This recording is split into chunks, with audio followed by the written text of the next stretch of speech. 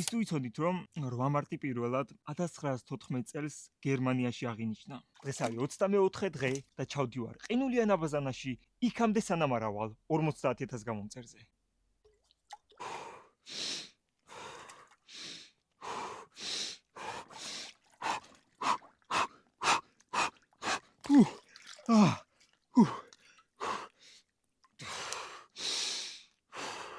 დღეს აირის ტემპერატურა ნამდვილად არ ვიცი რამდენია, მაგრამ ის ვიცი რომ დღეს არის 8 მარტი, ქალთა საერთაშორისო დღე და ყველა ქალბატონს გილოცავთ დღევანდელ დღეს მრავალ ზაესწარით თქვენს საყვარელ ადამიანებთან ერთად. რაც შეეხება საქართველოს, 8 მარტი საქართველოში 1920-იანი წლებიდან აღინიშნება, მაგრამ ოფიციალურ უქმე დღედ 1965 წელს გამოცხადდა. მოდი წყლის ტემპერატურა შევამოწყოთ, აბა რამდენია. წყლის ტემპერატურა არის 6 გრადუსი, მაგრამ ძალიან ცივა. დღეს გავჩერდებით 2 წუთის განმავლობაში. წუთნახევარი უკვე გასულა. თქვენ კი არ დაგავიწყდეთ ჩემი გვერდის გამოწერა. ამეხმარეთ ავიდე 50000 გამომწერზე. ქარია ყველაზე ცუდი ამ დროს. აი ტაიმერმაც დარეკა.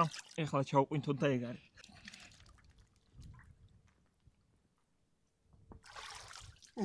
შევხვდებით ხვალ.